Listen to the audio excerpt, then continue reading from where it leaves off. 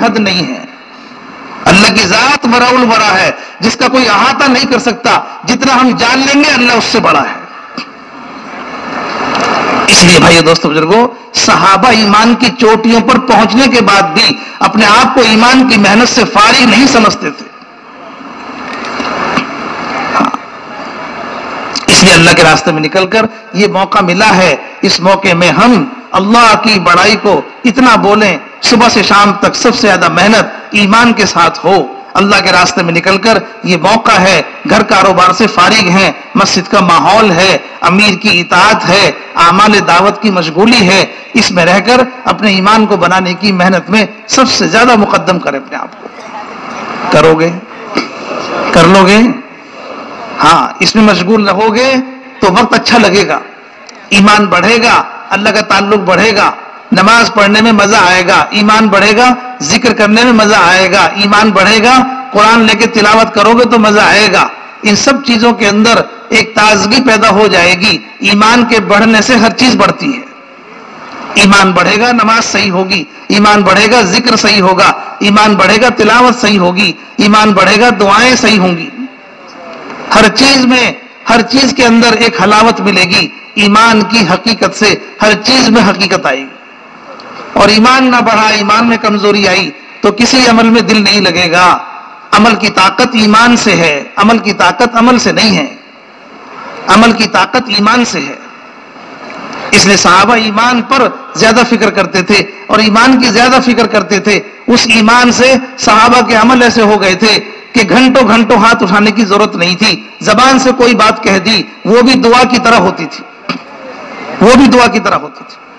زبان سے کہہ دیا اے اللہ مجھے میرے اہل کی طرف نہ لوٹائیو، تو اونٹ شہید ہو گئے احد کے اندر، لیکن اونٹ کو کھینچ رہے ہیں، اونٹ کھینچتا نہیں ہے. عمرو بن جموح رضی اللہ تعالیٰ عنہ نے گھنٹوں دعا نہیں مانگی تھی، صرف چلتے ہوئے یہ کہہ کے گئے تھے گھر سے اے اللہ مجھے میرے اہل کی طرف نہ لوٹائیو. اتنا کہنا ان کا دعا بن گیا، یہ اونٹ واپس نہیں آتا گھر پہ. یہ تھا ان کی زبان کا اثر. یہ زبان میں اثر کہاں سے آیا؟ یہ زبان میں اثر ایمان کا تھا. صحابہ نے وہ ایمان حاصل کیا تھا. جنگل میں جا کے کہہ رہے ہیں جانوروں سے جنگل خالی کر دو، جانور صحابہ کی بات سمجھ رہے ہیں اور جنگل خالی کر رہے ہیں. 3000 کا لشکر پانی کے قریب آ کر، اور یہ پانی پر سارے گھوڑوں کو پانی پر ڈال دیا، سارے گھوڑے پانی پر دوڑ رہے ہیں. کیوں؟ ایمان کا اثر ان کے جسموں کے اندر ہے. وہ ایمان بنایا صحابہ نے.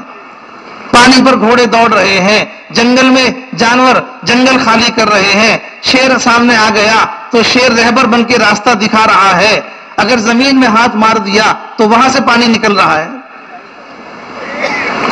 ایک صحابی کے حصے میں زمین آ گئی، زمین ساری بنجر تھی. انہوں نے اپنے غلام سے کہا میرے ساتھ چلو. زمین کھودنے کا سامان لے لیا، ایک مصلی لے لیا. زمین پہ گئے، جو حصے میں آئی تھی مصلی بچھا کے 2 رکعت نماز پڑھی. مصلی ہٹا کے کہہ رہے ہیں یہاں سے کھودنا شروع کرو.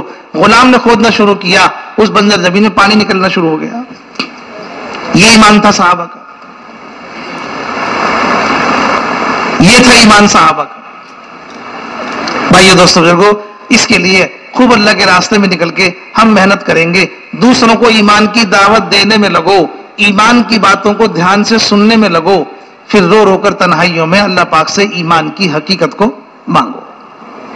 یہ محنت ایمان کے ساتھ کرنی ہے، کریں گے انشاءاللہ.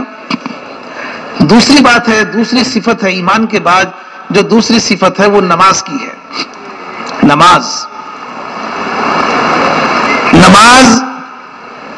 نماز پڑھنے والے کو قیمتی بنانے کے لیے ہے اللہ کے یہاں. انسان قیمتی بنے گا کیسے؟ کہ نماز سے. انسان قیمتی بنے گا نماز سے. نماز قیمتی بنانے کے لیے ہے. انسان کے اندر کی برائیوں کو ختم کرنے کے لیے، اس کے اندر کی بے حیائی کو ختم کرنے کے لیے اللہ پاک نے نماز دی ہے.